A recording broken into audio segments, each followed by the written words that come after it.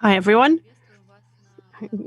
Happy to welcome you at day 2 of our conference. And together with Anna Engelhardt and Sara Culmann, as part of launching our project created for Garage Digital, we've initiated a conference of digital workers. The goal of the conference is to analyze means of organizing digital labor by giving voice to those whose work modes are regulated and defined by digital. Yesterday, we exchanged experiences. We talked about everything that has to do with viral content, with shadow blogs and political censorship. We had Nika Vladvil, Lola Nordic, and Elisa Kalintseva, the bloggers. And the discussion yesterday was moderated by Anna Engelhardt. Tomorrow, again at 8 p.m. Moscow time, an expert on digital movements, Leona Danilova, a system architect, Danielle Aple, as well as an artist and a teacher of computer technologies, Unity XR, Alina Gennadievna, will talk about our production and the nature of digital content in the CGI and web development sectors. The moderator will be Sara Culmann. And tonight, we are going to discuss overall joint production interests, outsourcing, and platforms such as Yandex, Delivery Club, Globo, and others. We are going to talk about the specifics of outsourcing, its legal status, strategies for improving working conditions, and solidarity policies in an event when your boss is an algorithm. Joining our discussion tonight are Anna Zidis from St. Petersburg, who is a teacher and an artist. She worked with game dev and she organized exhibitions for the last few years. She was a guide up till the pandemic.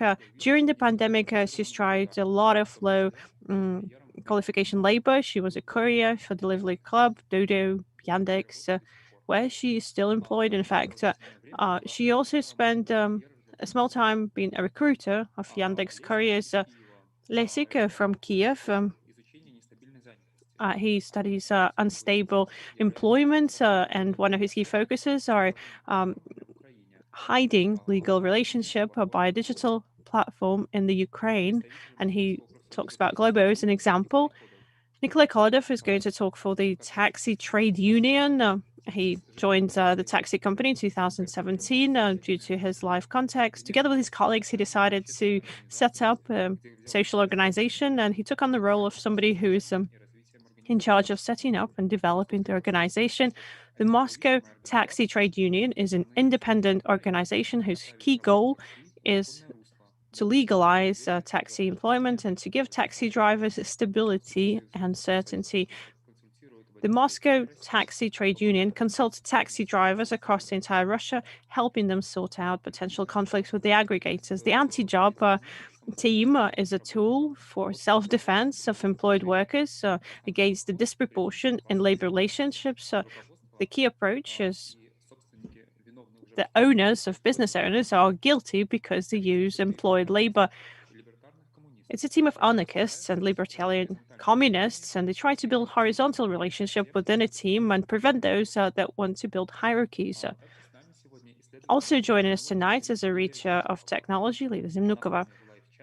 She was there for the chat. She's commenting everything that's happening. Also, we've got 2 interpreters working, Polina Miner and Nadezhda Lebedeva. Before we begin, we would like to say a few words on what we think is going to be the key topic for our discussion today about outsourcing. Outsourcing can be defined as a radical division of labor, which is moved by the will to reduce production costs and increase operational efficiency. This process is correlated with the development of communication means, information technologies, and neoliberalization of the economy. The term was coined in the 1970s when one of the most in-demand goods was management, and in the labor markets and the service markets, management and risk and logistic is the most common service. To optimize costs, company leadership is then outsourced, management is outsourced because remote labor is cheaper. The next stage in the evolution of this processes are rent-based economic models that corporations promote under the term of sharing economies or joint consumption economies. When people relying on online platforms can exchange resources that they do not use or that they want to reuse. Essentially, a sharing economy is also a form of outsourcing. But here, it all boils down to the users. Some are offering something, some services, others are renting out, and corporations build a platform to ensure this interaction. For instance, such aggregator services as you do, or Uber or Airbnb are guided by the sharing principles. In practically all the aspects of their operations and the outsourcing to the users, most of the costs, risks, etc. And this business model enables them to extract profit not from production as such, but from the capitalization of interactions between among the users, getting a rent for transactions that the users make. There are no costs, just the profits, but not for you. And now to quote Nika Solzhenitsyn from his platform Capitalism book, lean platforms operate through a hyper outsourced model whereby workers are outsourced, fixed capital is outsourced, maintenance costs are outsourced, and training is outsourced. All that remains is a bare extractive minimum control over the platform that enables a monopoly rent to be gained. Our interest in everything that Dina just mentioned, everything that our team is guided by, is reflected in the outsourcing paradise that we would like to talk about to clarify our position on the topic tonight. Using our online recruiting platforms, we were looking to workers whose work is usually invisible behind algorithms. We invited them to sessions that we set up where we offered to disrupt the production cycle through macro and micro tasks, stress tests, cold calls, recognizing images and text. Instead of addressing work tasks, we invited random, anonymous platform workers to participate in creating an invented space, an outsourcing paradise. It's a space where outsourced workers could talk through and live through their alienation. It was important for us to have a visible structure of labor that's been outsourced. The complexity is in the interconnection of the various types of alienation among the workers. Sessions to construct the outsourcing heaven are available at the Garage Digital website, as well as on the Liquid Fiction website, and it's an attempt to introduce a structure and to make it visible and tangible. We're also talking about algorithmic solidarity among those that can be called the digital proletariat. We focused our attention on the figure of the outsourcer, his or her algorithmic production drama, his or her workspace. So we want to shift the focus from the user to the operator, those that create the contemporary algorithmic reality. At the same time, they're hidden behind microtasks and interface.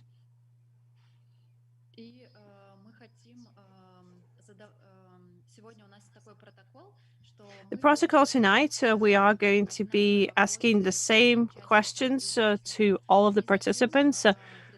And then we suggest we have a discussion or an interchange.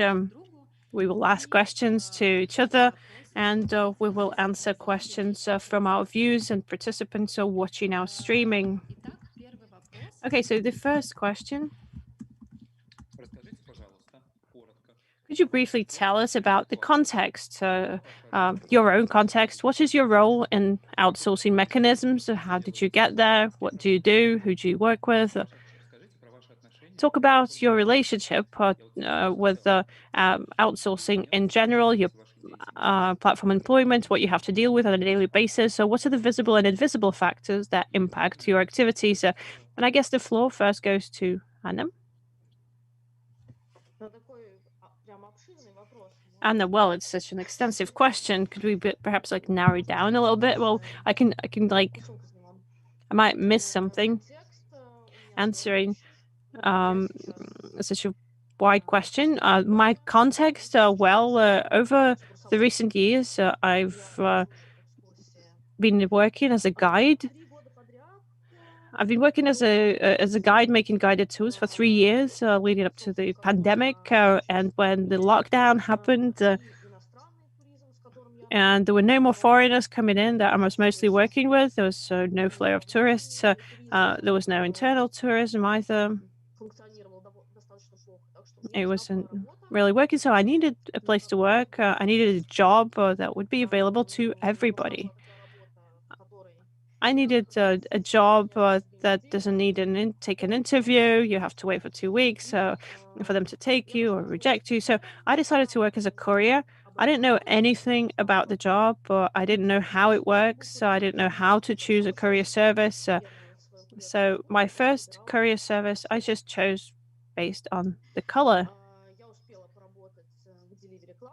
I worked with Delivery Club, which is my first courier job. I worked for Dodo Pizza, and I worked for Yandex Food. I was working as a courier, but alongside that, I also tried some other micro task platforms, and I also did phone sex, which is also part of this platform employment.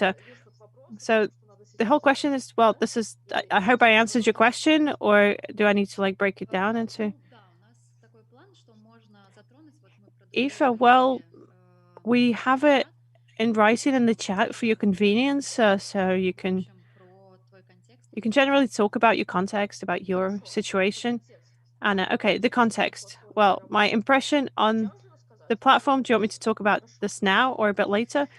Well, now, please. Okay.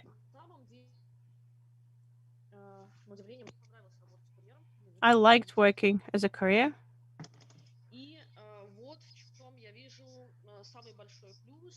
And the key benefit in working with platforms is as follows for me.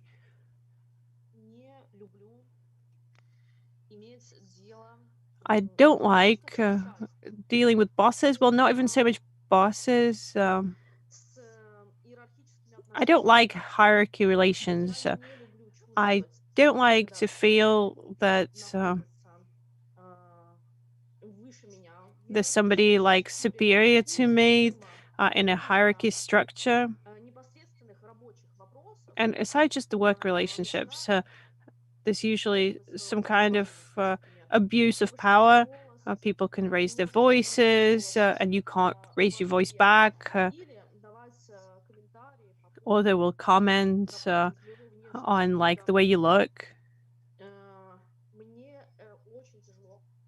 That's something that I can't really handle psychologically,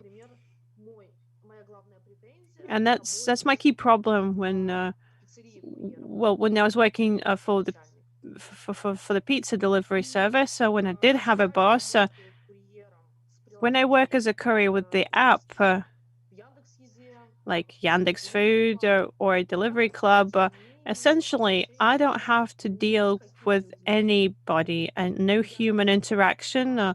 I see the data of the order.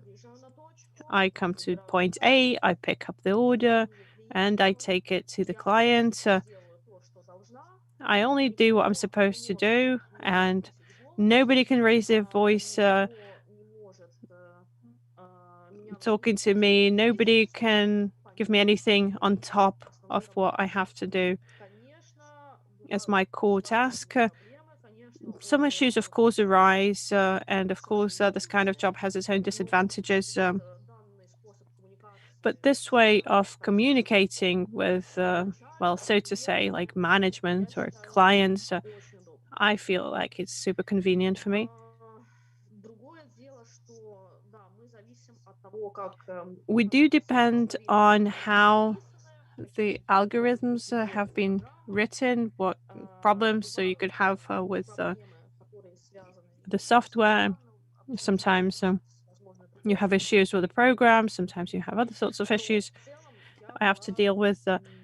неожиданно приятно But удивлена I was тем, pleasantly как surprised эта работа выглядит. by how it played out and how the whole Когда я functions. Subsequently, начала работать when I started на to курьерах work as a после recruiter набрания for couriers, повышения, I я got столкнулась с тем, promoted. что оказалось, I came up against the fact that многие люди считают many people подобную работу consider this type of унизительной, work humiliating, главным образом из-за специфической mostly одежды, because of the uniform that you have to специфической wear, вот этой вот сумки, которую because of носят this bag that you большинство have to людей в carry, городе. Ну, я думаю, что and это that's достаточно recognizable when you're неправильное множество. moving around the town. And well, this is a separate issue. Я жалею о том, что такой работы не было, например, когда я была студентом. I feel it's a shame that none of this type of work was available when I was a Отличительной student. от этого A huge benefit in платформенного, platform понятно, labor. что есть всевозможные минусы, и Well, не of course, there are очень some drawbacks. Of course, there is a lot of положительная часть в insecurity, том, but the что key benefit is можно иметь свободный график. that you Очень have a free часто schedule.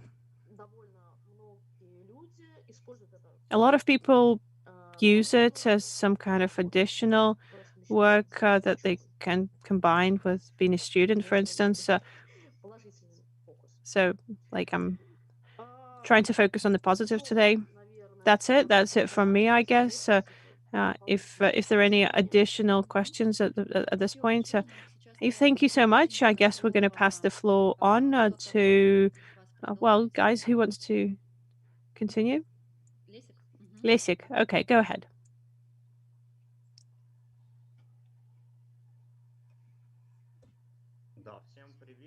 Hi, everyone. My name is Lesik. I'm from Kiev. A bit about my context.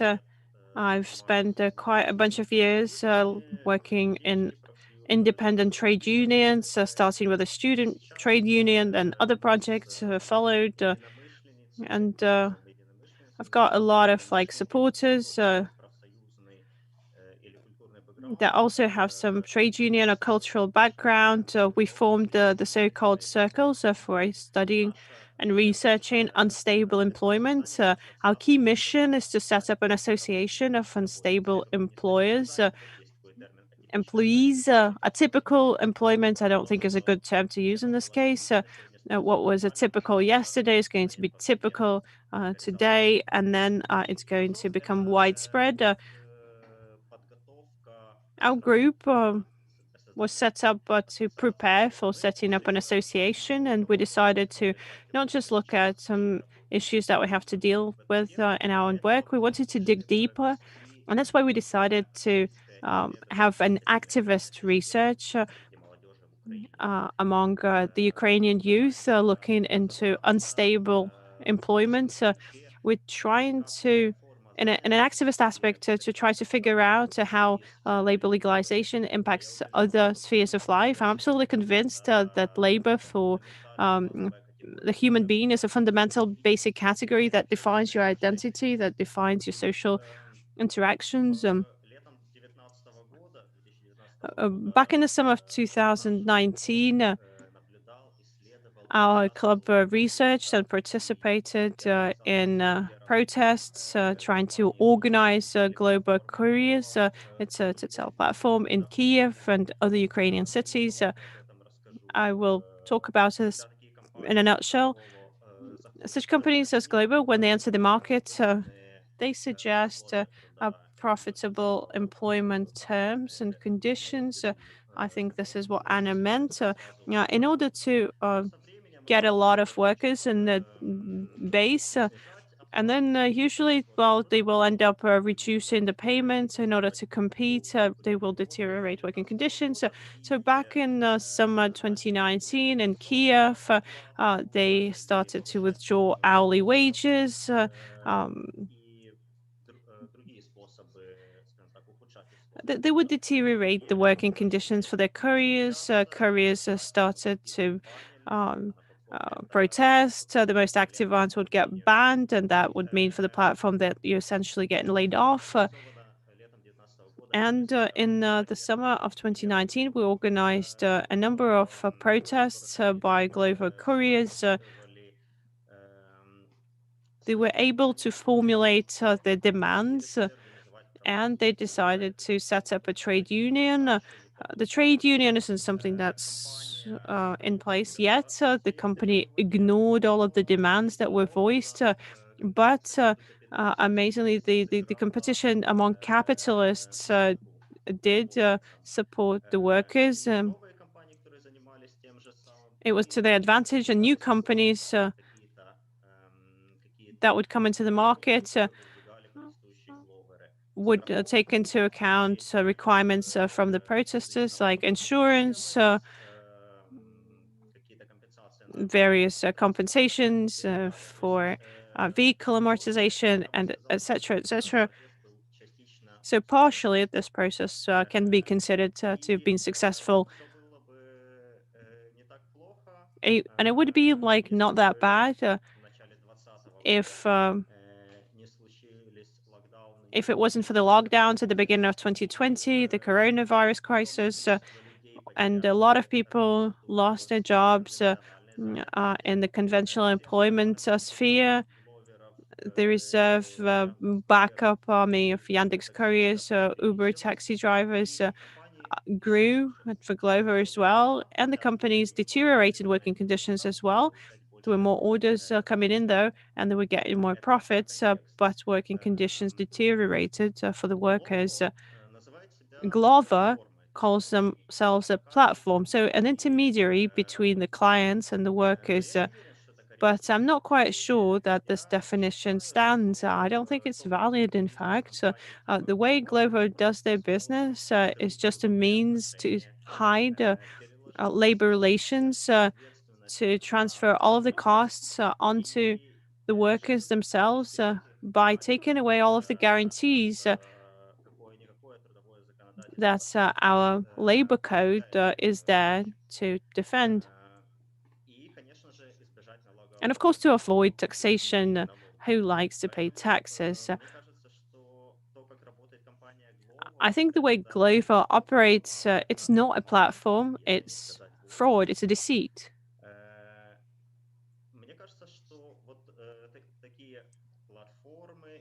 The so-called platforms or outsourcing companies are an intermediary between employed workforce and those that get the profits that are used to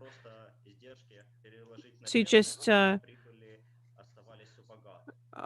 keep the profits with the rich and force the costs on the workers.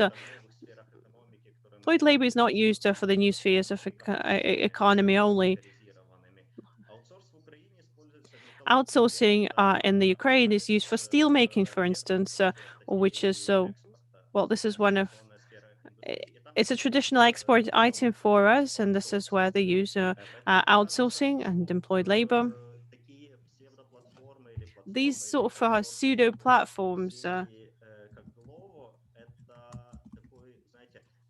such as Glovo, are a sign of where it's all going to end up in the event that we do not change the situation around or do anything about it. Uh, I think for those that invest in these businesses, well, having a platform form is a way to cheat the regulators and the workers. It's very similar to using offshore companies or when in your tax declaration, like officials try to hide their civil husbands or wives that own all sorts of assets from newspapers to plants and factories. I think it's just one of the standard sets of ways to cheat and deceive that corporations and huge businesses use to squeeze as much out of us as they possibly can. There's this very interesting research on the Ukrainian situation back in 2018 by Ms. Harchenko, a very respected sociologist, and she came to the conclusion that Ukraine in from 2013 to 2017 was the first in Europe and the fourth in the world in terms of digital platform employment. So they looked at the number of assignments and the number of money that was, well, the amount of money that was paid for these tests. I'm not sure that this is accurate data. Perhaps they're better at hiding this sort of thing in other countries, but fact remains a fact. Ukraine is a paradise for platform capitalism. And the pandemic aggravated the process and intensified it. So I think it's important for us to try to figure this out because, well, tomorrow we're all going to be global couriers. So we're all going to be employed by the digital platforms. Eva, thank you so much, Lessig. And I guess we would like Nikolay Kolov from the Moscow Taxi Drivers Trade Union to comment on the situation that has to, well, on the Moscow Trade Union. To what extent is it a trade union? How does it function across Russia as well? Nikolay, hi everyone. Well, look here. What Lessig just described, this is something that's prevalent in Russia as well. There are aggregated structures such as Yandex, Sberbank, with all of its ecosystem that now have courier services that purchased such companies as Delivery Club.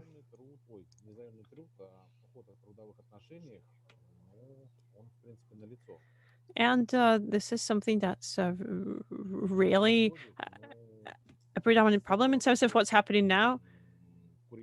Those that work as couriers via platforms, taxi drivers are fully lacking social support. These structures never offer any sort of guarantees. There's no certainty. People have to live day by day, and they're starting to get more and more frustrated. In terms of the commission and the rates, over the recent years, these have been growing, and now they account for about a third of the primary income that a taxi driver or courier would get for their services. So it's a big proportion of the earnings. So what else can I add here? One of the problems with these platforms, well, let's take the taxi services, is a complete lack of transparency. And like Yandex, they assess your performance, but very often drivers don't understand how it works. This is a lot of negativity. The end users that use taxi services, they sometimes abuse the system. There's a personal data law in place, and aggregators use these to defend themselves.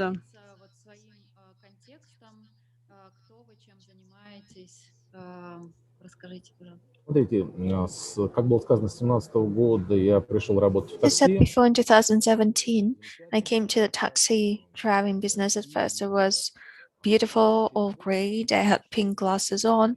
But then in a year, I started to understand what was actually happening. So this structure started to evolve.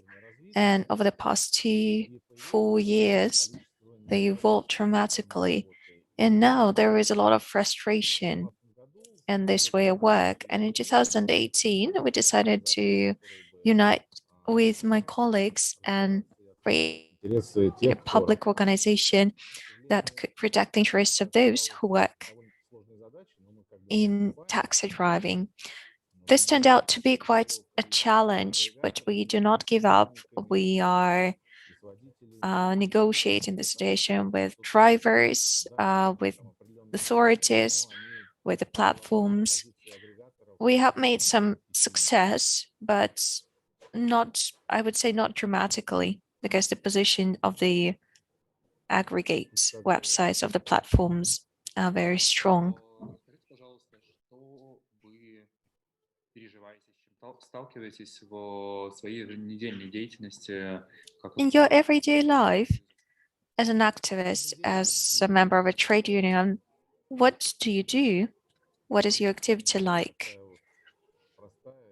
Well, my everyday work is quite easy. Drivers turn to me with the challenges or with the issues that they cannot solve on their own. City Mobile, Get, and other platforms are indirect employers, but they do not carry the function of an employer. So they basically organize it like an announcement board. They just pass the information from one person to another and get an interest from that. So we negotiate with the aggregators, with the platforms, with the drivers. This is our routine, basically. We work like interpreters or like translators. We help them negotiate. We help them understand each other. And people who work in the taxi business usually cannot explain their problems to those who are beyond, who work in other areas. Последний короткий вопрос уточнения к вам. And one final short question would be for clarification. Профсоюзы, что вы считаете позитивным? In what you do in your trade union, what do you think would be a positive result of what you do? How do you measure the results of what you do? Well, our goals are quite global, frankly. We hope in the near future to organize kind of social support for drivers. We want to legally enforce it. There are promises, but hopefully in the near a year and a half or 2 years, this law will be accepted about the social, about the support for the employees, the guarantees, because otherwise their labor is too hard without any benefits package, without any support from the employer. Возможности точки входа, как выразиться, более плотной работы с теми, кто использует тут наш труд такси. So we are looking for better ways to organize our work. Не слышно. Sorry, I can't hear you. Thank you very much. So let's redirect this question to anti-job team. Could you please say a couple of words about your context or your situation, your role, your position in outsourced labor? Всем привет. Но Yeah. Hi, everyone. Well, I wouldn't call it a collective. I'm just a representative. You're welcome to call me Ivan. As far as I understand, outsourced labor, from the context of today's conversation, it concerns labor не про тот формат, когда for просто different platforms. So, as far as I understand, we do not touch upon the situations when organizations just outsource some of their functions, like couriers. у нас сам проект и как раз в первую очередь As for our project, на молодежь, которая our target audience was mainly young people. было обсуждение, да, что в Украине набирает We have already started the discussion of the labor market change, but if we should believe international reports, then we must say that the situation is changing everywhere in Sweden, in the US, in Russia. OSCE is reporting that it all started in Отзовик как 2000 раз был такой формой, in Russia. молодежь, ну, которая большей частью пользовалась интернетом, могла рассказывать о каких-то вот условиях And своей, в первую очередь, прекарной занятости. Сейчас это превратилось first of all, we created a platform for young people to talk about their precarious labor.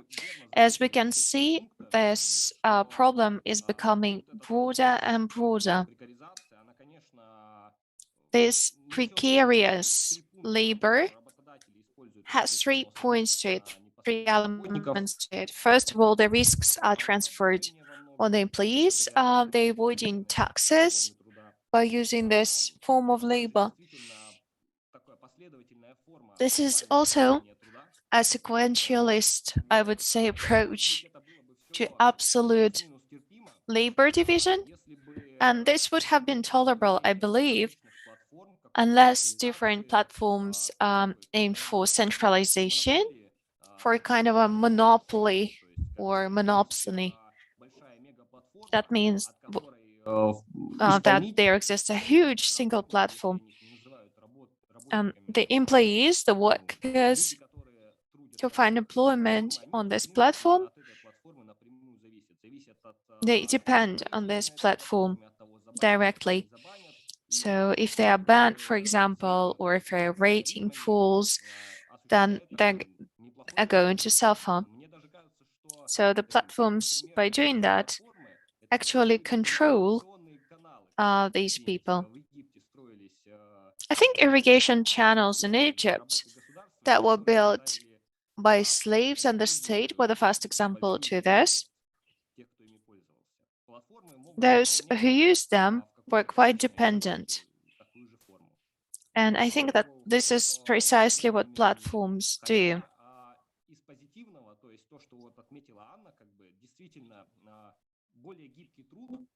Он действительно интереснее.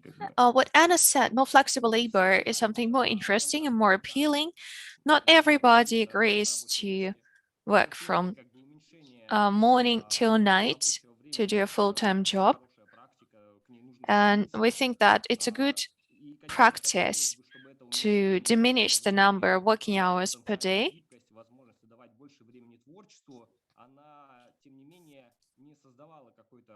Through this, people get more time for their hobbies, for whatever they want to pursue in that time. Currently, we feel a lot of doubt that in contemporary platform economy, we are going to approach it without any substantial changes to the status quo. On our website, we have quite a lot of feedback from couriers and from taxi drivers who describe the conditions of their labor, the disadvantages of their labor, and hopefully Супер, спасибо we'll большое. talk more about it later on. Thank you. Thank you very much. You spoke about algorithm control. And we have another question to every one of you. Do you feel that in platform-based labor, algorithm is the boss? What is the role of computation algorithm in the system of privileges or oppression that you have in your labor? How would you characterize the legal status of the platform workers? Do you think they're employed or they are sole traders? And what is the legal definition of this labor? So outsourcing, is it a gray area or maybe it is not? How would you characterize the attitude of corporations, platform, or as Lasik said, deceiving corporations into towards self-organization of workers? Anya, would you like to take the floor? I completely agree that me as a courier I feel that my boss is the algorithm. I really love this definition. I don't know who came up with it, but I think that guy who came up with the definition understands the essence of what it is like. For me, it's an advantage in many regards because I do not like hierarchies. I do not like having to talk to the bosses, but there are a lot of disadvantages to that too. A lot of things are done automatically. For example, the distance, the time in which we have to drive a certain distance, fines for being late, bonuses for the kilometers we make. This is all calculated by an algorithm. And it is inevitable that there are mistakes because, for example, geotags are wrong and so on and so forth. So it has to be, I think, discussed on a case-by-case basis.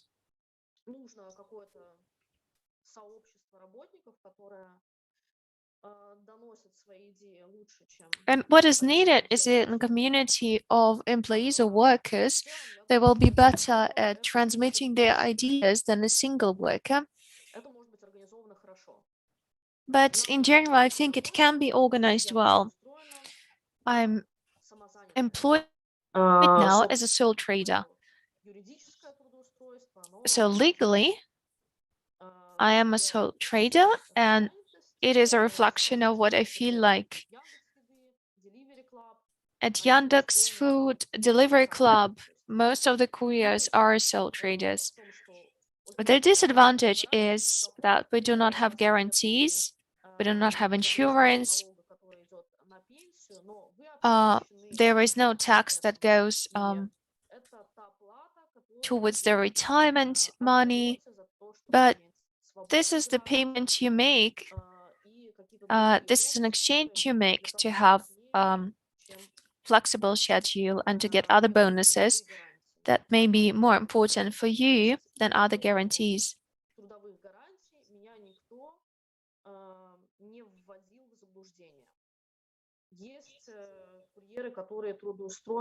There are couriers who are employed as employees of this organization, so they are employed and the system is different and the taxation is different there.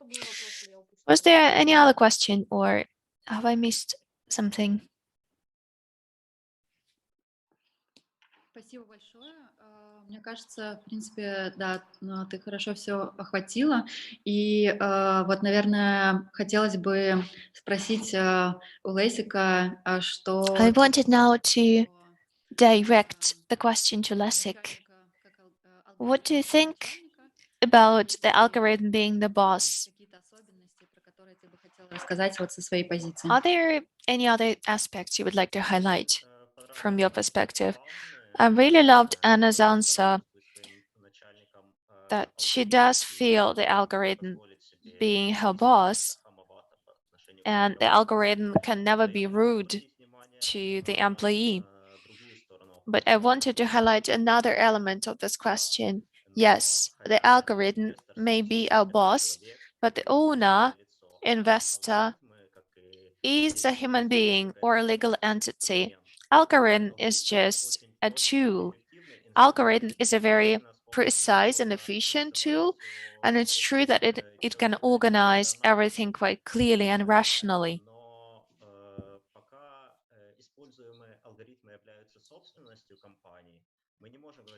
But while algorithms are in ownership of companies, we cannot say that these algorithms are neutral, like a tool that you can either use for creation or against people.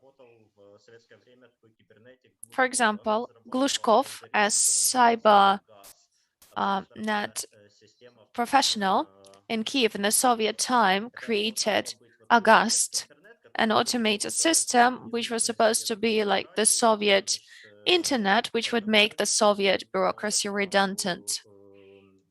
And that means that the Soviet economy would flow into something more rational and more democratic. there are algorithms that are used in military technologies. Supercomputers, for example, now work for the capital.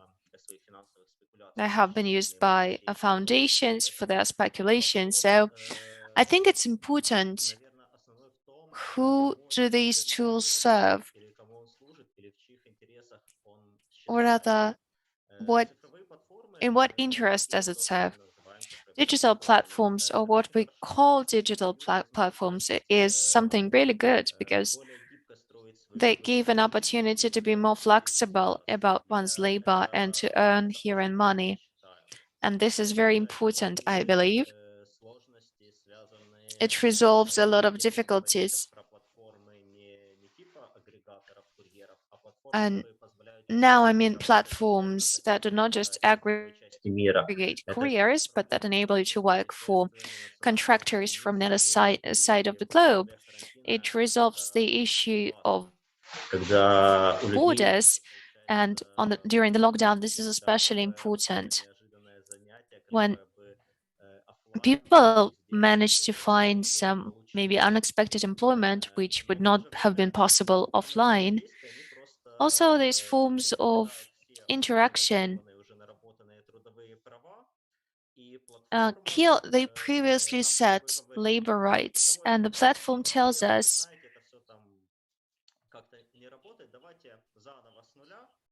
that the rights are outdated. Let's begin again from the scratch. So we will renegotiate from the scratch, but with our rules. As for self-employment, I think this is quite archaic, early capitalism form of employment. And as for platforms, I think there is self-employment. It's not like in computer games, when there is a workshop of those who work together. For example, a blacksmith's shop. But here I would call it a deceit, pretty much like offshoring, or in the Ukraine, some companies, instead of employing people, register a number of sole traders they sign contracts with and thus avoid taxes, and thus provide fewer guarantees to these employees. Of course, if I understood you, Anna, right, so when you call yourself a sole trader or you're self-employed, this is better than not being legally employed at all. Glovo, for example, offered their couriers to be not their contractors, but users of their software. No guarantees. You just click on the check, I agree to use the Glovo app. And here, of course, being a sole trader or self-employed is much better, but I think our goal here is to fight for better conditions and for a better life. And self-employment is not the limit. I also love the formula, the presumption of the class guilt, and I fully support it. And I think that being self-employed is not the limit. And the fact that the algorithm is your boss, again, is not final because the questions should go to the owner, not to algorithm. Okay, Ivan from Anti-Job, would you like to comment on that? Yeah, sure. Well, yeah, the presumption of the class guilt. That's true. As for the algorithm, as for this first layer, yeah, it may seem that algorithm is one's boss. The app is the boss, but as Lessig rightly said, the true boss may not even be the owner and not even a shareholder. the real boss is the person who designs the architecture of the app, of this algorithm, the person who installs the systems of fines. So he or she is the real boss, I think. This may not be a single human being, this may be a group of people. Maybe this designer is himself or herself an employed person, an employed professional, but anyway. So there might be this impression that algorithm is the boss, and in our feedback, we hear that very often. In other jobs, people know who their bosses are and they can write about them, calling them bad people, for example, complaining about what they do. With aggregators, the situation is different. People describe their problems. They say that they are paid little, they have to overwork. But very often they need to personalize their criticism, and here the support could be the target. So support is now still personalized, so there is a human being behind it, and employees very often direct their frustration towards the support. For example, the courier was attacked and then the support just answered formally. This is not a rarity. There is another question which we haven't discussed here related to self-organization of the workers of such platforms. And above, we have also discussed, I think somebody wrote it in the comments, that platforms have to help employees. Of course, the platforms are not going to do that on their own.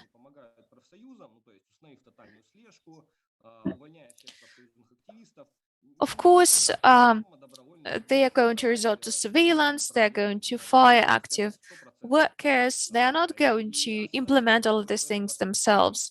So we shouldn't expect it from them, Не иначе, как really. вопреки.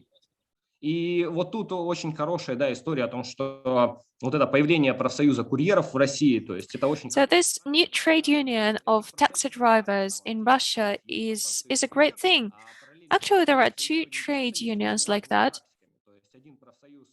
One of the trade unions is more about fighting because it was organized by left-wing activists who are quite negative about capitalism.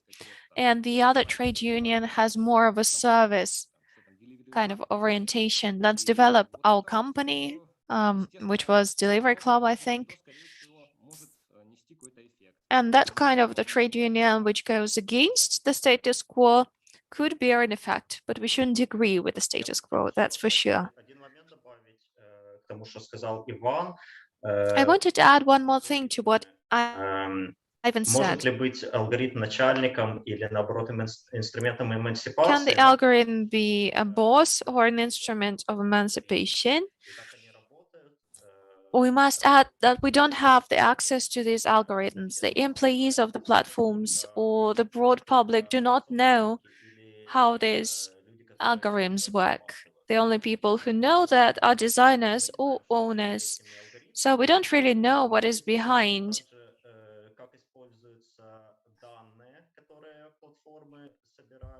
And we do not know how platforms use data that they gather about their employees and about their clients, because data also costs something, and we could discuss it separately, how companies make money from data. Thank you very much. Now we would like to pass the mic to Nikolay. And to build on the discussion which we have just listened to, you being the person who works with platforms, with aggregators, what is your experience? How visible are algorithms that influence the work of taxi drivers that you work with, that you help? And what system of oppression and privilege do you see? I think I will go in the order of the questions asked. First, the algorithm being the boss. Some of the taxi drivers think that when they started to work in taxi business, they got rid of their bosses and they are free completely.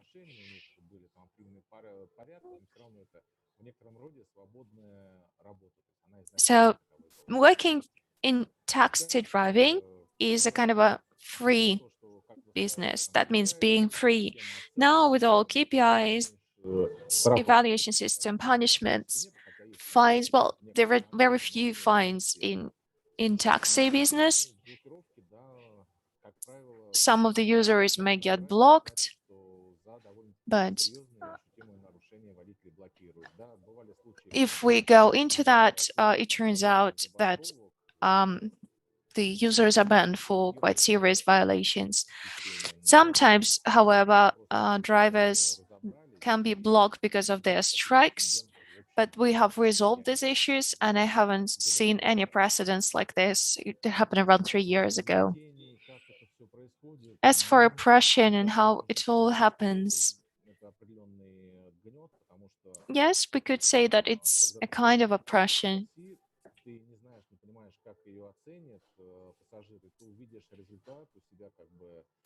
Sometimes you don't know how your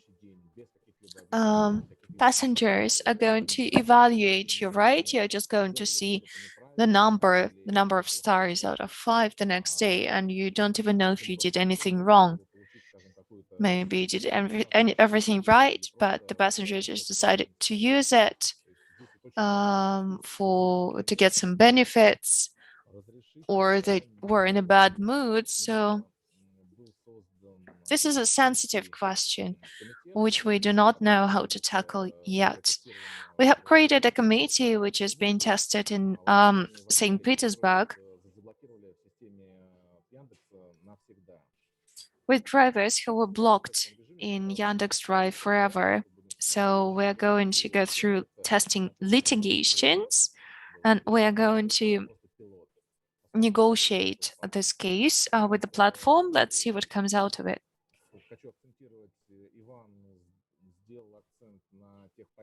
And Ivan focused on tech support. And as for tech support, it's also based on algorithm in Yandex, for example, and there were a lot of problems related to it.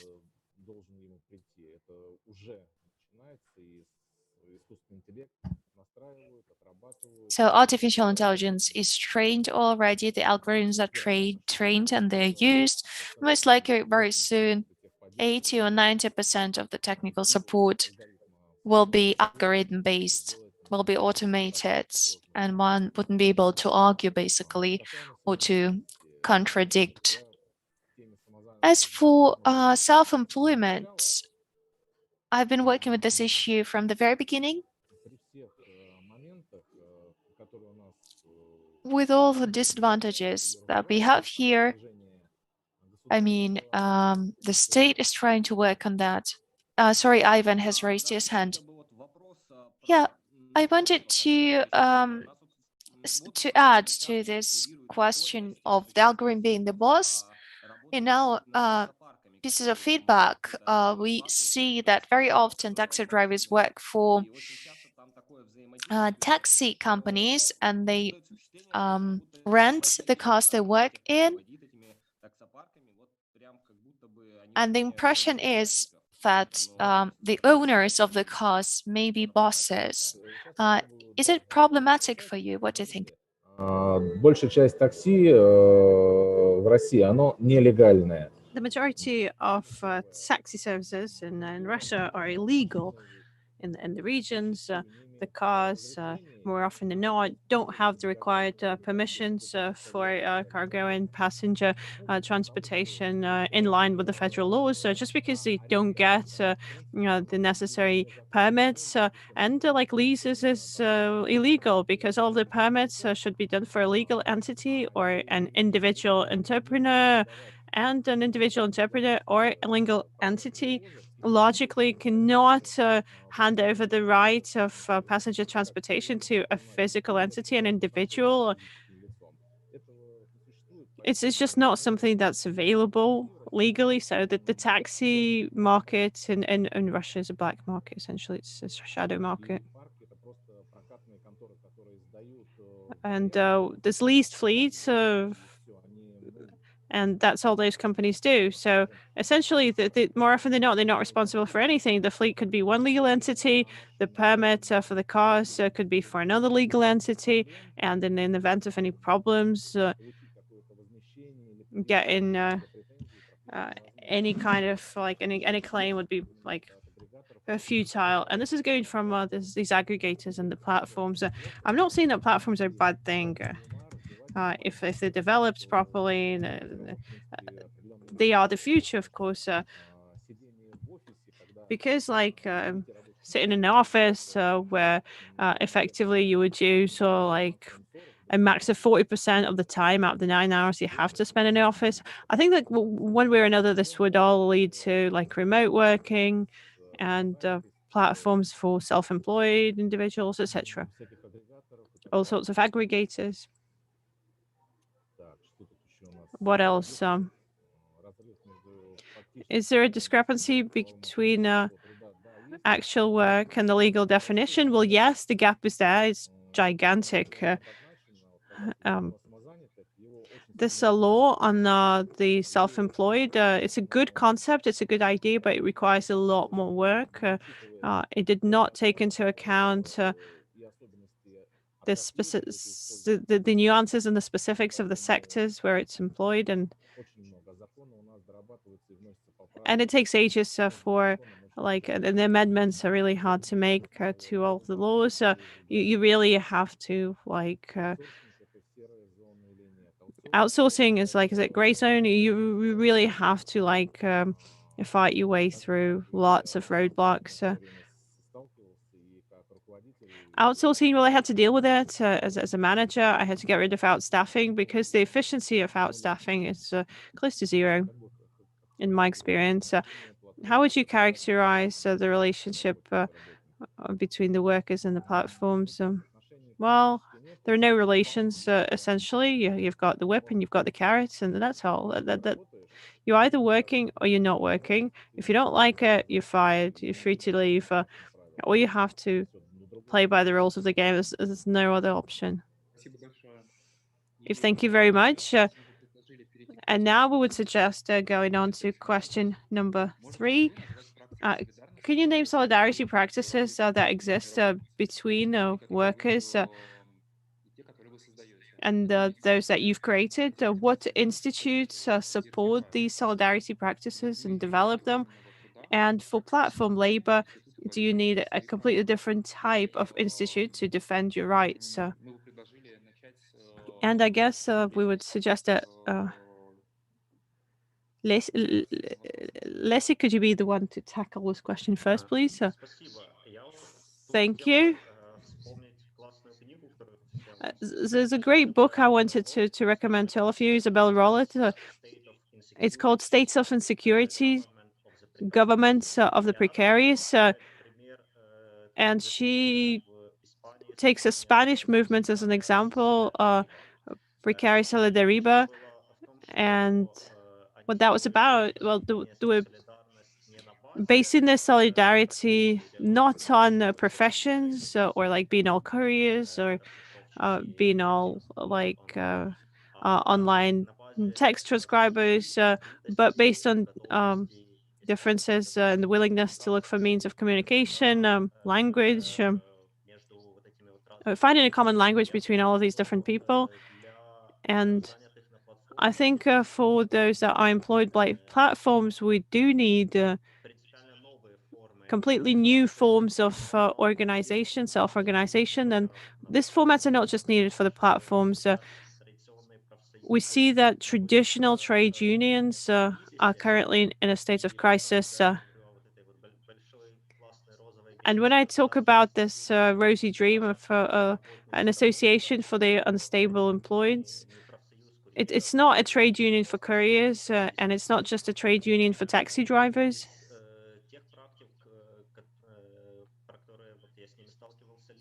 Looking at the practices that I've engaged myself, we have an artist in our club called Anna Engelhardt, and she has this mutual support club, a creative set of practices that based on choreography and drawing, aimed at addressing such problems as alienation and emotional burnout as a result of instability with employment and how it impacts all the spheres of life.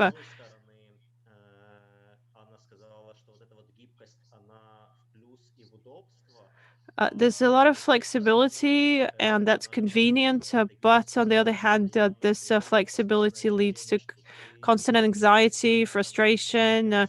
You can't lose this competitive battle with other freelancers. You have to be constantly on guard, constantly alert, constantly on the lookout.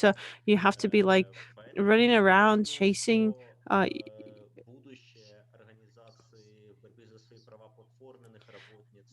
your dream. So the future with organizing these new types of workers would be trade unions that, alongside being agents to defend the rights and interests of these people, there would also be a space for solidarity and mutual support. I can see that Ivan's raised his hand. Nikolay, apologies. Lessig, so about the trade unions and the crisis. Well, it's a classic situation. Trade unions are there when you've got labor relations and with platforms and these sort of loose relations that ensue. A classical trade union cannot exist. We're trying to coexist. We're trying to act beyond the scope of a traditional trade union. We have the Federal Law Number 10 in the Russian Federation that regulates trade unions, and essentially we can't fully rely on it. We have to use such concepts as NGOs. We have to invent and individually try to develop new approaches ourselves, just from scratch, by way of trial and error. And I think this goes for all the countries.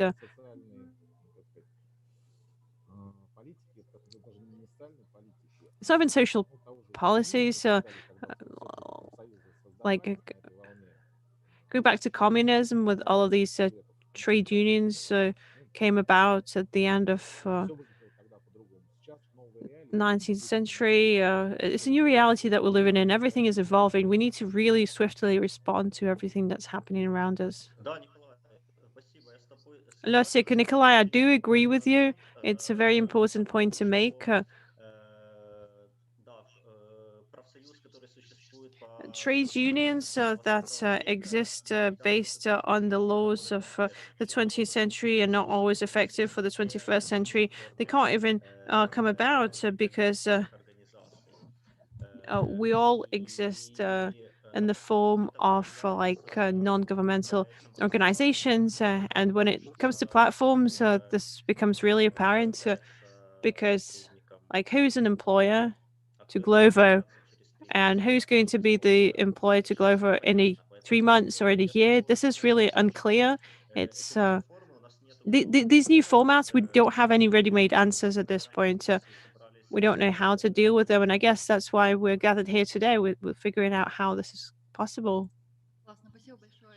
If great, thank you. And I would like to ask Anna now. Have you had experience dealing with any solidarity practices among couriers, or perhaps you've heard about some solidarity organizations that would be set up? And talking about couriers, I can say that we have a common chat. We have a chat for Yandex and Delivery Club couriers, like all of the food competitors. So these are competitors in markets, but there is like a solidarity chat for all of the couriers. I know about a trade union for couriers that grew from this situation with the delivery club that we had to deal with. I can remind you if you don't mind. Дело в том, что Delivery Club на самом деле Delivery club не существует как компания, а it это doesn't exist, in fact, as a company.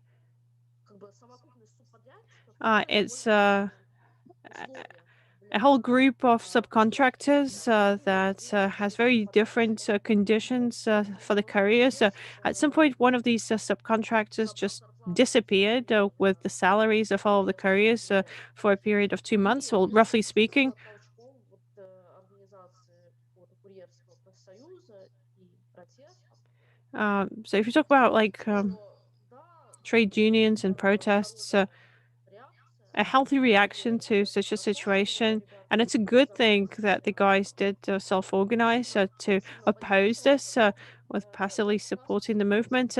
But just ahead of that, I left the delivery club. Большинство людей, которые работают курьерами, Most people that work as couriers don't know about any trade unions. A lot of them don't self-identify themselves as couriers. общей массовой солидарности не участвуют. And there is no mass solidarity. But we can see each other in the streets, we wave to each other, we smile to each other. Nikolay, well, let me add a couple of words on this like subcontractors that you're talking about. The so-called like intermediaries that are just money laundering and we need to get rid of these. So we need to get rid of it. Doesn't matter whether it's happening with couriers or taxi drivers, they just need to go. Да, And yes, я с этим I would agree согласна. with this. Ну, как сейчас я трудоустроена At this point, I'm employed. Well, in Yandex, they don't have that just because there is no subcontractors. At least, like Yandex Food, it's a company that actually exists, but there is no Delivery Club as a company. Well, it didn't exist when I was with Delivery Club. I was officially employed в ООО in LLC Transportation something something я даже специально handling. книгу I even had like my little employment booklet and it was a transportation hand. There's a lot of self claims in terms of how our activities are organized for couriers, for the self-employed. But I think we're not in a situation where we're like in this little tiny village where you've got just one company, you've got no choice. You're either employed by the single employer or you just never get employed. We have a choice, and it's important to understand what you sign. It's important to read the contracts that you sign initially. ну, ощущать это, да, ты продаешь себя тоже, и тебе надо понимать, за что You are selling your services. You need to understand what you'll get in return. This is something that you have to be very vigilant about. предъявлять претензии, когда And на что-то не соглашался изначально. when something happens that you never initially agreed to, that's when you get to complain. If you agree to it from the very beginning, well, that's well, you said yes. So that's all I had. Think and enterprises when people don't really stay for too long, they change their jobs very often. They just don't. They have the time to build trust-based relationships to for any kind of solidarity actions, because a trade union is something that's based on collective effort. In Russia, the independent trade unions that we have, they are either for state companies where people have been employed for a long time, or industrial enterprises where also they have time to build a trust-based relationship where you do have a group, a close-knit group of people, and they can oppose the employers. Действительно, в современности, наверное, такая практика в формате забастовок. Like strikes in the contemporary world, well, sometimes this can be productive, but if it's made public, there should be some options, and this is a huge pain for us within our team. How do we make our website a platform not just to like vent negativity against our bosses, but build some kind of relationship amongst ourselves. And this is really important, this type of networking. Perhaps it's not as critical for taxi drivers and couriers that do see each other because they've got a uniform, because they can make themselves out, like they've got like marks on the cars. There's a lot of other spheres of this precarious employment where people are stuck in their homes, they don't see each other, there's no visibility, like some kind of freelance job markets.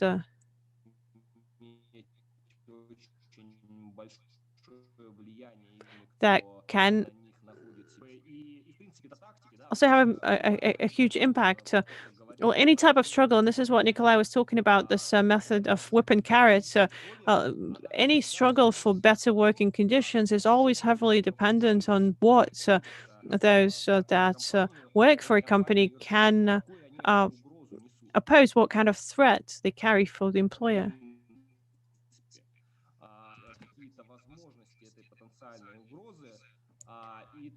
What potential threat they represent.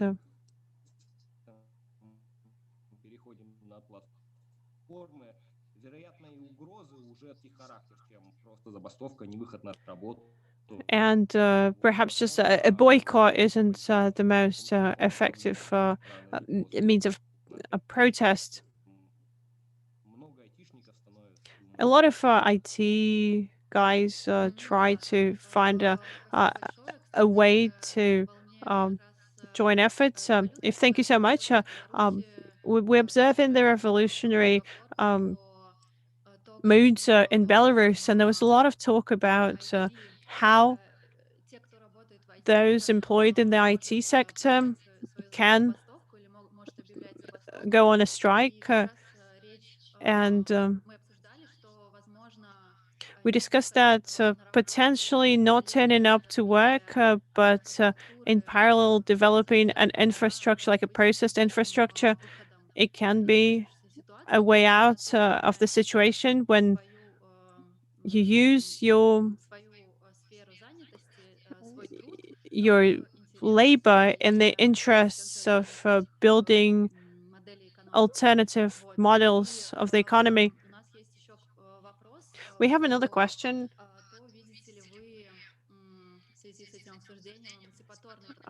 Do you see any emancipation potential in these platform forms of employment? What's your opinion? Perhaps you've got some examples that you can share, something you've heard of.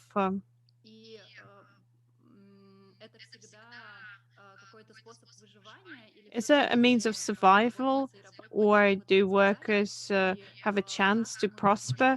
And how can we use algorithms? Can we use algorithms? Should we use algorithms in like what we're talking about? Using algorithms as tools to insist on the transparency of these tools. How can solidarity rely on algorithms? Perhaps somebody wants to say something on this. Ivan, I could answer this question. This is in line of what we do. For us, this is a tool of self-defense, essentially. Our website was created in order to make sure that people, through the reviews, can gain a voice through like search systems, engines to talk about working conditions that will be then presented by the search engines in lines above information about the companies that they're employed by. Recently, we had interaction with an IT trade union that's also interested in working in this direction, potentially creating various tools to support trade union activities and the likes. There are a lot of other possible options of automating pressure on the employer. But it's important not to go beyond a certain threshold. The line should not be crossed. To a certain extent, platforms are a good thing.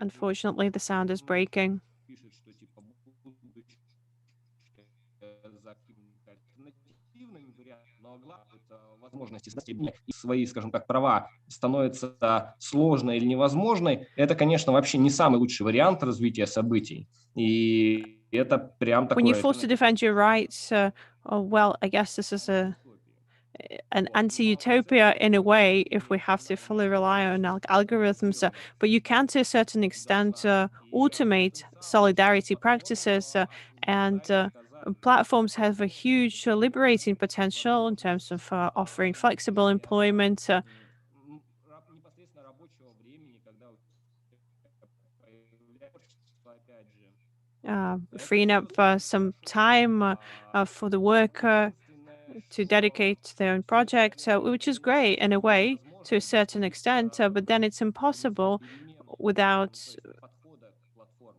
a change in the approach to the platforms. Perhaps we can keep the platforms and the means of the most effective way to extract this renting cost. We're probably not going to see anything positive. Well, Nikolay has a question or a comment. Nikolay? Да, ну, скажем так, ну, наверное, Nikolay? It's more of a comment. I think that within this format, there are different types of sector organizations and trade unions, and they require media communications. At this point, this is something that's barely existent. If we do have media communications available, then it's highly likely that there will be ways to put pressure on the legal and executive authorities. So they are inert at this point. So they kept coming up with a huge amount of excuses, just trying to brush us off, essentially. Sometimes it's just heavy delirium that they pour on us. I guess we would need to be looking to consolidate various forces for us to be counted with.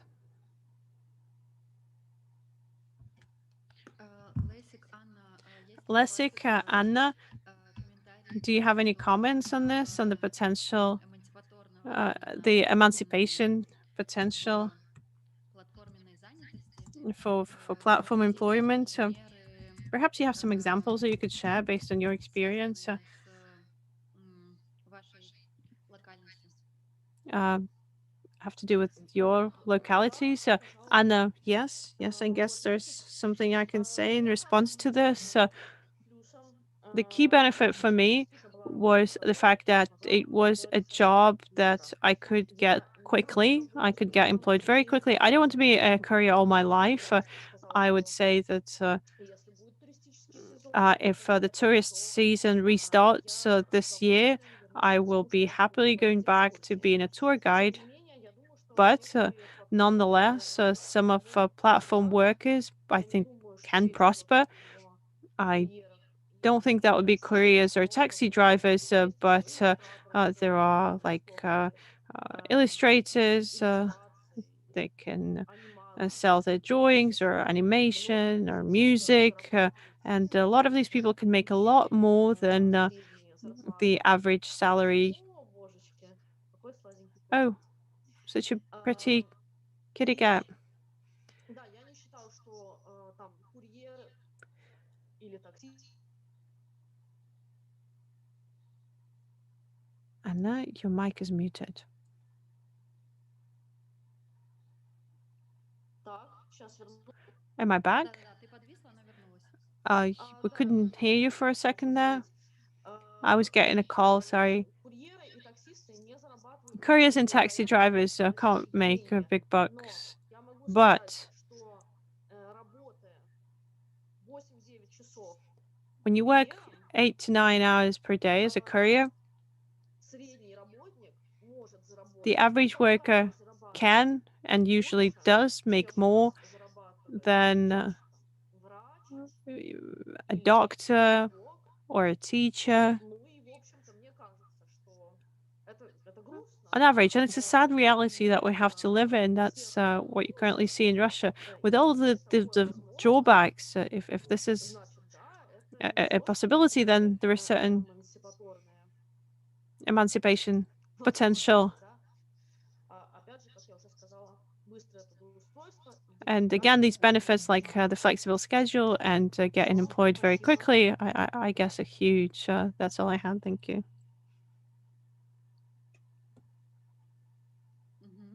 Спасибо большое. Thank you so much. Losik, can you unmute yourself? Losik, yeah. It's a joke and not joke at the same time. A great achievement. I think one of the leaders of this courier uprising then evolved politically, and then he became a politician, like a leftist politician. He looked at his condition and the condition of his mates and made serious conclusions. Examples of emancipation and solidarity. So, well, if there was a recent news coming from Georgia when couriers insisted on an improvement, at least non-deterioration of the working conditions. In the UK, taxi drivers managed to fight off. HBO and Netflix are going to make a film about how users of another digital platform cheated and fought back with Wall Street abusers. But I think NBO and Netflix will be looking at it from a slightly different angle. The biggest emancipation potential, I think, lies in a culture of employment and a culture of solidarity. In one way or another, like Anna was very correctly pointing this out, she decided to take this job because it was a way to quickly make some money. But when you start thinking about what's going to happen in the longer term, well, not right now, but perhaps in a month down the line, or 6 months, or 10 years down the line, that's when a culture of solidarity and a culture of employment is something that you are going to be looking for. Nikolay? Nikolay, yeah, I wanted to add.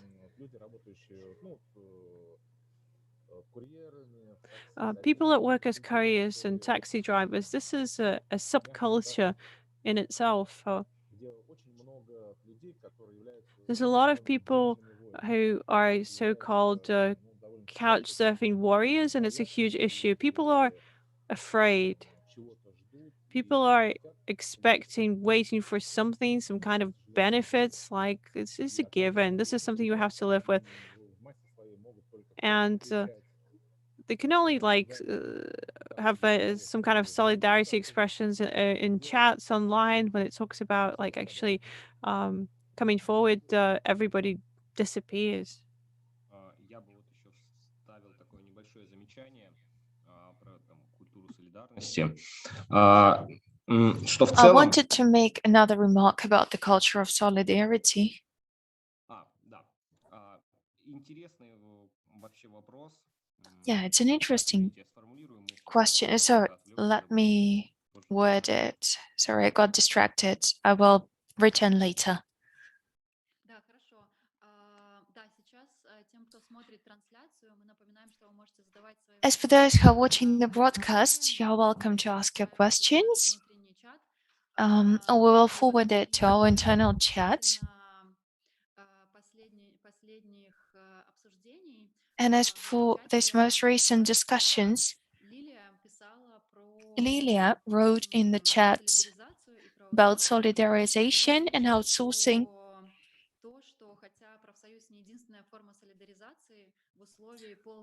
Although trade union is not the only way of solidarization, now all employees of the platforms are atomized, so we need other ways of solidarizing online, and we need a lot of education work for that and mechanisms of solidarity clear for different social groups. we can look for allies in non-commercial projects, non-for-profit projects, among activists. And Anna Engelhardt, I think, also had a question. Anna? Yeah, can you hear me? I had certain issues with the mic yesterday.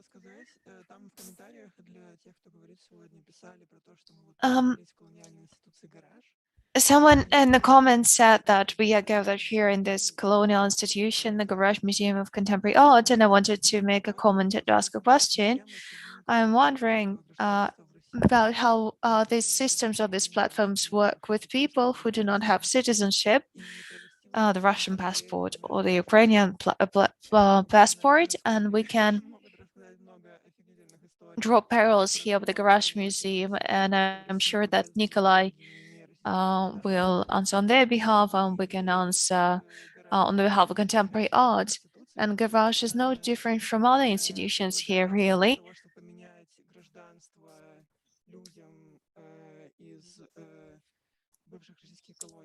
It suggests changing the citizenship, the passport from former Russian Soviet colonies to the Russian citizenship. Of course, Italian curators do not receive such offers at all. So they suggest millions of different moves to solve this question somehow. I think if you discussed how it works on outsourced platforms, we would see how artificial this thing is in art with intolerance towards people without the Russian citizenship. Thank you.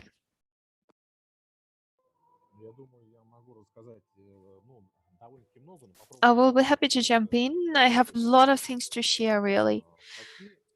As for the taxi business, this topic is, yeah, it's a matter of heated debates. And in different eras, around 50 or 60% of taxi drivers did not have Russian passports from 2016-17 until now, I think. Or even I would say March, April the previous year, because of the COVID pandemic, many of the former taxi drivers left home. They worked illegally, most of them, so they're not registered, they do not pay taxes.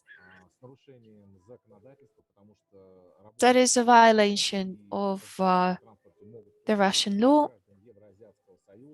because only the citizens of Europe, a nation, Eurasian Union can work for the companies. And for example, Kyrgyzia is banned. So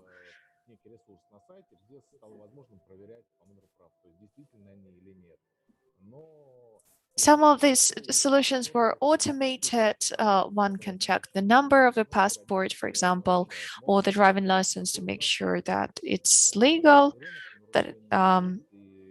So this is the market we are in. A lot of violations, which is not good.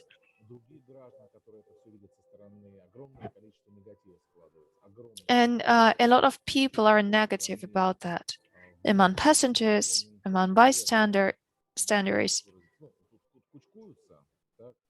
So because of their mentality, these taxi drivers are in a close-knit community. And this is why even more hostility is driven. For some reason, people are quite hostile about this. And what is to be done about it? I'm not sure. If we enforce the legislation, then most of these workers will just disappear. It won't be profitable employment for them. And they also send a lot of money back home. This is a political issue, I think, because the state does not deal with these questions. This is all for me.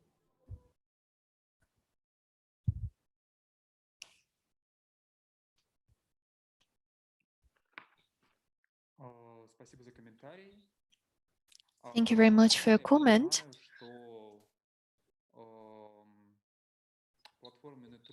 Did I get you right that the platform labor, the platform employment for people who are oppressed, who are migrants, so they're part of the vulnerable community?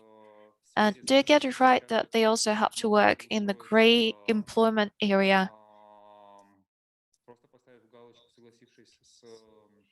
especially in the companies where you just have to sign the user agreement?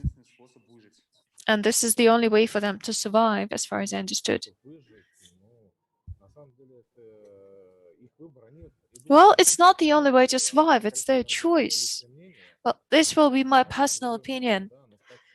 There is a lot of work, but taxi business and it's quite comfortable work for them because they can keep warm, they don't need to carry weight,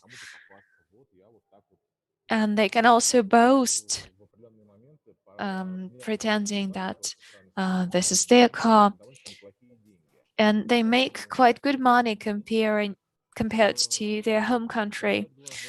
So they just ignore the negative conditions of their labor, of their work. Thank you very much. In Russia, I'm also quite often part of the they category. Many structures that try to order life in Russia push me outside of board, do not let me legalize my status. And it's quite hard for me to survive legally, so I will feel solidarity with people who do not have any Russian passport, who work in taxi driving. So, guys, I support you, and hopefully soon you will get more legal ways of survival. Lessig, what is the state of affairs in the Ukraine? Non-Ukrainian residents working for taxi companies. I think I have to start with the fact that the Ukraine is not the most attractive country for migrants. There is a huge problem with internally displaced persons, refugees who had to flee because of the Russian aggression. And here I would like to say hello to the Russian oligarchs and the war that has been going on for 8 years already. Very often they subscribe for courier services, for taxi business, but their documents are the same as mine, so no legal issues here. As for foreign migrants, paradoxically, companies that employ couriers and taxi drivers who care less about their employees and suggest that the employees just sign up for the user agreement without making their work legal as a sole trader. They allow foreigners to work under the same conditions. Glovo needed formal documents for employment, and many foreigners used that because the number of documents was minimal. As for protests, I heard some xenophobic statements from couriers.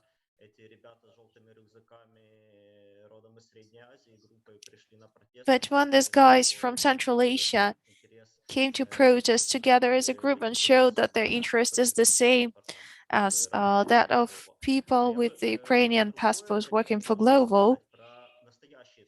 But I wanted to talk about something different, about real digital platform that enable the Ukrainian women to work for foreign contractors and receive the payment, which would be impossible in Ukraine. So we're quite ambivalent about it. On the one hand, this is a way to earn more because rich foreigners pay you. But on the other hand, there are no guarantees besides the primary guarantees given by the platform. And most likely, white gentlemen from the first world countries understand who they are dealing with on the other end of the internet there are risks here. And of course, it is also a manifestation of colonialism and unjust distribution of resources between different countries. Ivan, would you like to comment on this situation? Yeah, this conversation precisely led me to the issue that I wanted to raise, and I finally managed to find words for it. What we're discussing now, platform employment, this is not an issue for everyone. There are specific categories of those who work for platforms, and it's comfortable for them. They are either experts, high-profile experts. Somebody in the comments already said that there are platforms for IT professionals. But this is quite an in-demand job. If they don't want to work for the platform, they will be able to find employment always. Or for students, this could be a kind of a temporary employment. But the problem of platform employment is when it ceases being temporary and becomes permanent. And here we come to the issue of migrants. Then this unstable employment is sprawling, as we see it, towards other areas. So now mostly those who suffer from this unstable employment are migrants. So they choose between carrying heavy weights out in the frost or sitting in a taxi cab. But most likely tomorrow or very soon, this will be also the choice for all of us. When industries were outsourced to the third world countries and the first world countries saw that the social guarantees ceased to be and some of the rights were violated, it could be compared to what is happening now, precarious jobs becoming more widespread, and tomorrow we may not have the choice of getting this quick cash or getting employed and getting certain guarantees and career growth. Maybe tomorrow we won't have this choice anymore. Unstable, precarious, platform-based employment will be spreading to all sectors. Anna, would you like to comment on that from your experience? Yeah. Sorry, before we give you the floor, I want to ask Anna Engelhardt to talk. Oh, sorry, there are two Annas here. Ну, я думаю, что очевидно, что среди курьеров, если не больше, то хотя бы It is evident that among couriers, at least half of the employees are foreigners. я думаю, что вот именно And I think что это платформенная занятость, это во многом является that this platform employment Сейчас я постараюсь объяснить is an advantage for them, and I will explain why in a moment. работы, которые I think that the biggest disadvantages that foreign couriers are suffering from получение лицензии, is getting the license, receiving the patent that allows one to work. It takes a lot of time and money especially, that's a big problem for them. And as a recruiter, I also found out that it's hard to get the patent when you don't know what area you want to focus on. For example, if you get a chance to work as a courier, you need to pay for a patent. And if, for example, you get a gig as a multifunctional laborer, as a workman, as an odd job man, then you need to get another patent. And this money is quite big for these people. Another quite big issue is racism and xenophobia, which we have a lot in Russia. Since I worked in Delivery Club, where we had bosses, and in Yandex, we're all self-employed, I can see the difference clearly. Once there is a curator or a boss who can regulate your fines, for example,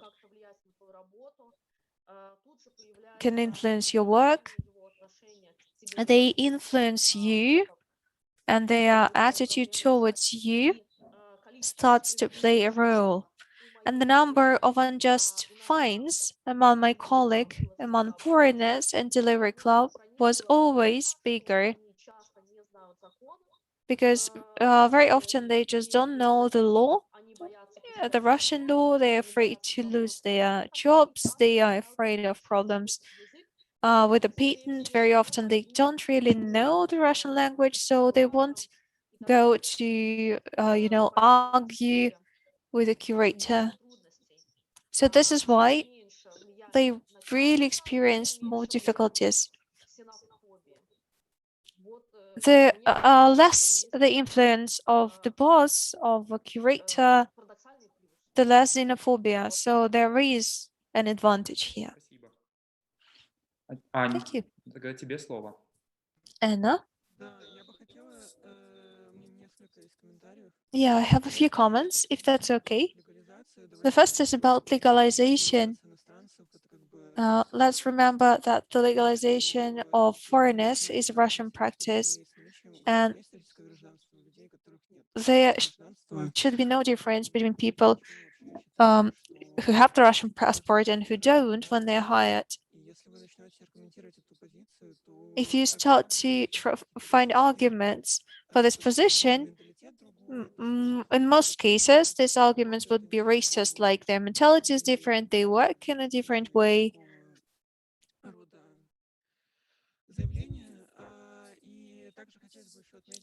All sorts of claims like that. And I also wanted to say that in Russia, the migration law is really bad.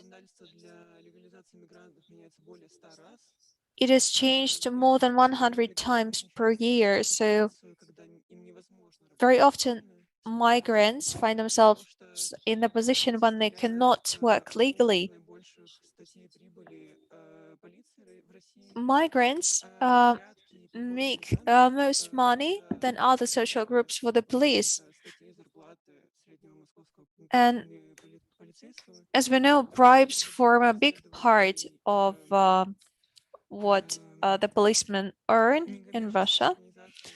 This has been researched by NGOs and by the movement We Are Migrants. There are also pieces of research that proves the racism of bosses and of policemen, but I also wanted to quote a positive example.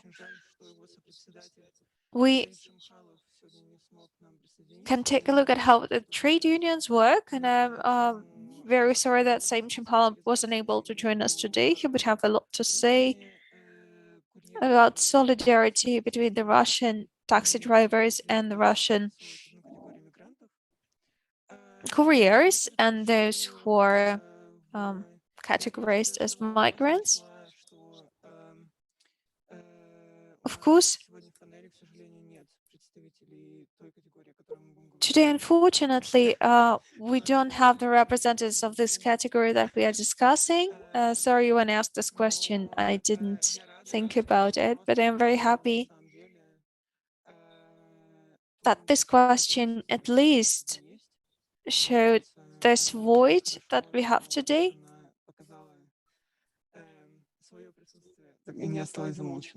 And I think this is good that this void is not silenced. Спасибо большое.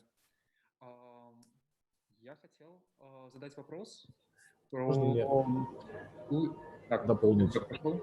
Так можно мне May I дополнить? add something? I wanted to add something to what Anna has just said. Actually, Взаимоотношения с мигрантами, the main problems in relation to migrants, how should I put it?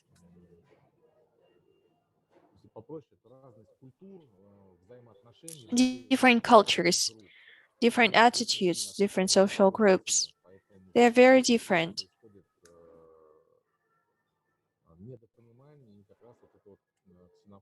So very often it causes misunderstanding and xenophobia, unfortunately.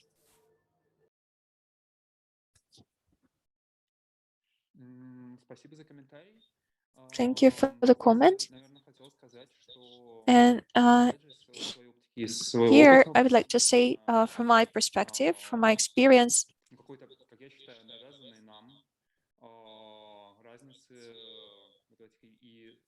I see these imposed differences and these cultural mechanisms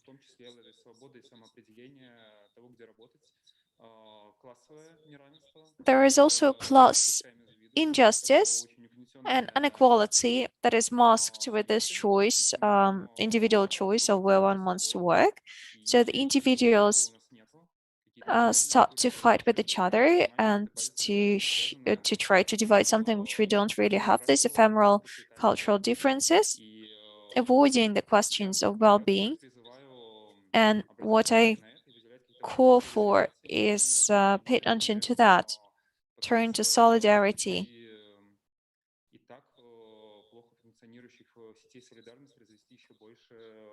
Because the networks of solidarity are not really well functioning, and what we are doing here is we're making this gap even worse. Sorry, so comment. Yeah, of course, there are some cultural differences, but as colleagues, I mean, I don't feel it because it doesn't play any role in what we do. I feel complete solidarity with my colleagues.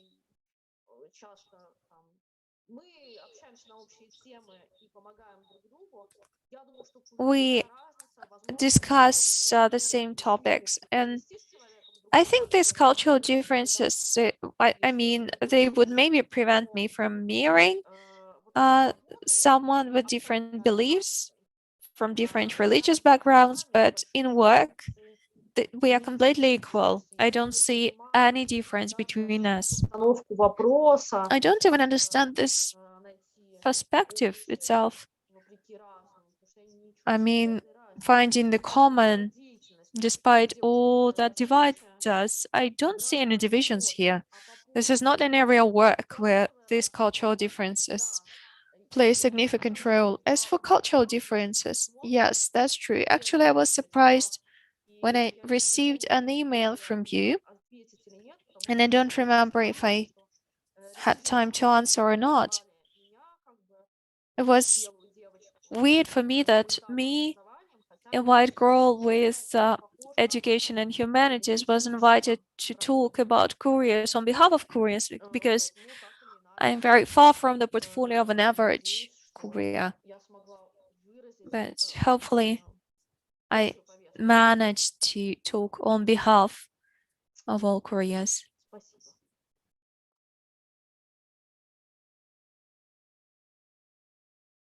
Спасибо большое.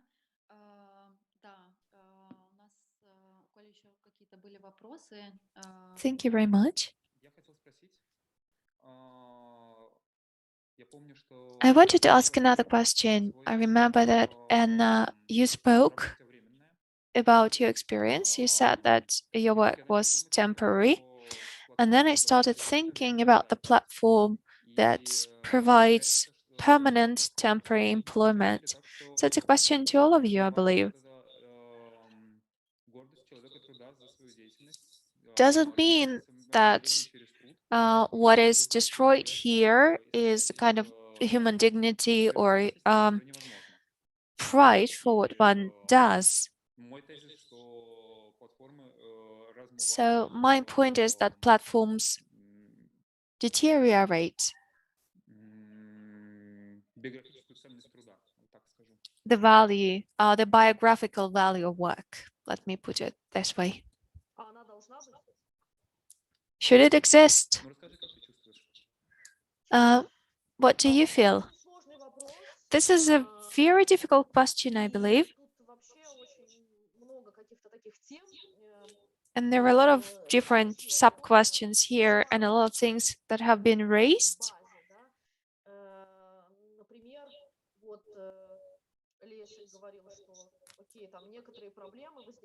Lesia, for example, said that problems may arise when you're working for the 5th year or for the 10th year for one and the same platform. Yes, okay, these problems may arise. But the next question is, should we work for dozens of years for one and the same platform? I think that today we are in a different world. It's not like we can afford to choose our employment for once and then our whole life believe that it will protect us, it will guarantee something to us. If you think that it's a natural evolution of the state of affairs, there are other jobs and other types of employment that you should aim for. Yes, so there are both advantages and disadvantages to it. I think among us, we have mostly left-wing people. I think it's much more comfortable to consider employment as selling one's time. And you can choose how much you want to get for your time that you sell, how much money you will get by sparing your money on this or that activity.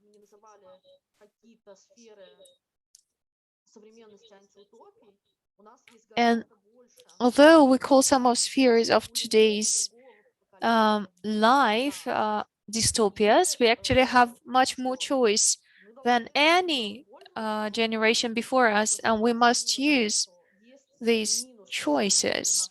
At the same time, we have to understand that there are disadvantages of our employment, but we do have ways of changing employment, and I think this is the best way of protesting. Changing employment, leaving the employer that you're doing now. The best form of protest is changing the employer or becoming an employer oneself. And we also have this choice.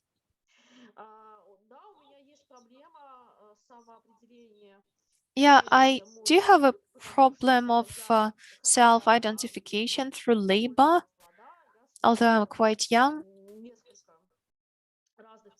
I've tried different professions. Sometimes I feel uneasy when I speak about that. These are like completely different worlds.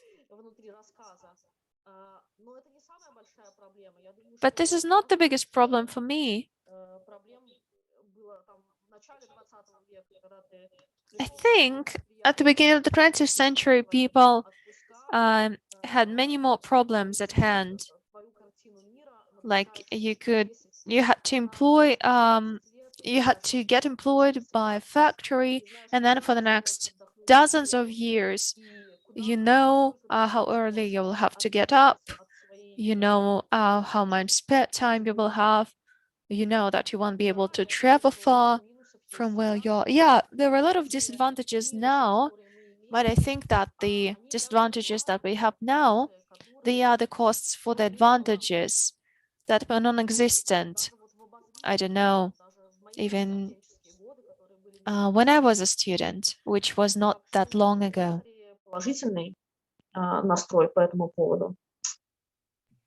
Rather positive about this.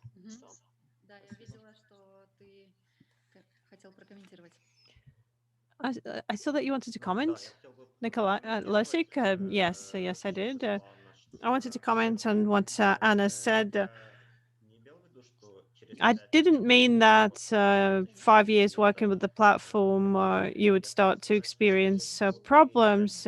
I said that you're probably not going to work with the platform for 5 years, because over the course of 5 years of such work, you're either going to start hating the world and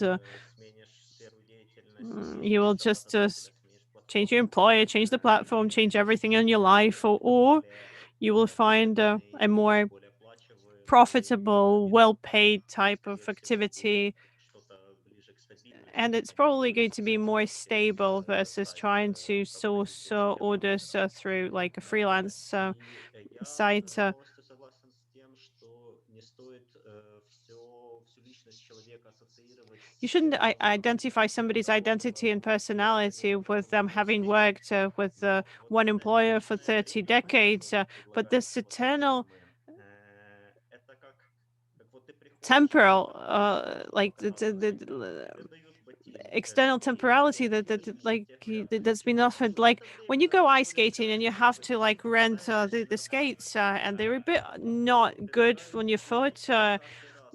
Too small, and they say like, okay, but you can't throw it for an hour. This is what you have with the platform. You always have to wear uncomfortable shoes. You offered like a permanent discomfort. This is what this permanent temporary is about.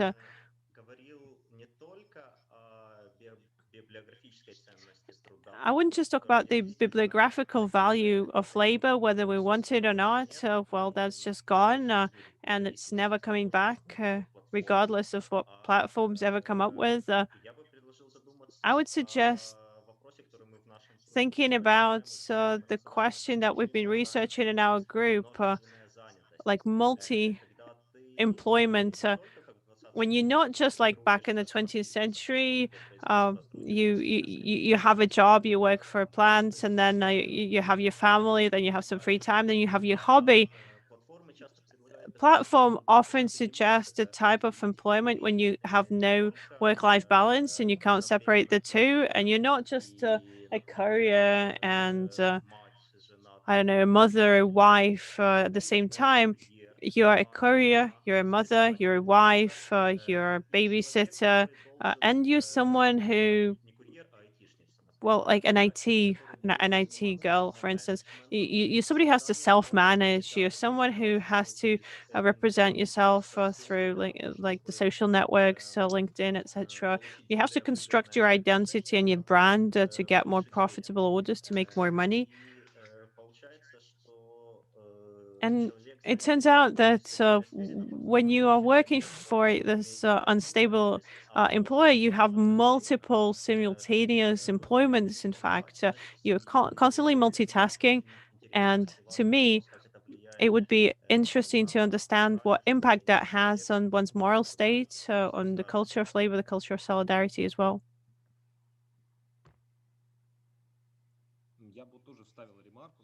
Ivan, well, I would also remark temporary employment, particularly for low skill jobs. It's absolutely terrible if you try to conceptualize it as something which is a replacement for regular employment. Even versus like being employed for 30 years by one plant. It's convenient as long as it's a way to get some money like when you're a student, and it's terrible if you have to support your family, if you have to pay your mortgage, if like, you know, running around with this delivery bag. That's just dire. And the problem is, as I said, that this type of employment, it's not just occupying a niche. If you look at the stats, if you look at the survey results, they all indicate that like when back in the day,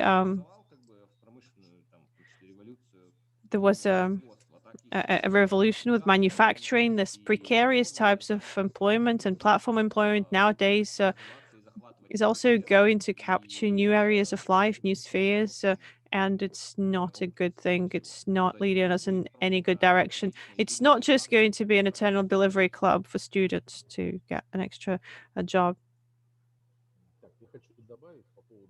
Nikolay, I wanted to add in terms of platform employment, in terms of how to improve it. Well, not even improve it. They're talking about like impacting platform employment. You can indirectly influence it. You don't get to huge results, but you get some soft, stable results to improve the working conditions for those employed by the platform. To do this, you need to engage in a constructive dialogue with these platforms, and that's when you get small gains. Sometimes we're able to win over things, and regularly When you identify an issue, you describe the issue. You probably won't get to 100% satisfaction, but 20, 30, sometimes even 50%, you can resolve these issues. And there will be an improvement for those working for the platform. Спасибо большое. Thank you so much. Наверное, на этом I guess at this, we are going to conclude today's session. всех завтра. And please join us tomorrow. Да, и, наверное, всем нам нужно возвращаться к нашей множественной We all need to get back to our multitasking, as Lessing was talking about.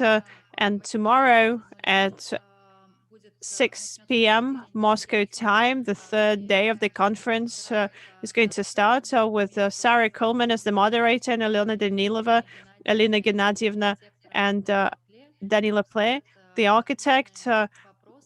We'll discuss various issues that have to do with manufacturing and the nature of digital content and CGI and web development. Thank you so much to Anna, Losik, Ivan, Nikolay. Thank you for finding the time to join us tonight to talk about important matters, sharing your experience, talking about solidarity and the emancipation potential. Thank you so much to everyone who joined us tonight. Thank you for your comments. Thank you so much, Lila, for your inputs, for your contribution to the stream. Thank you to our interpreters for their work. Thank you, everyone, and good night.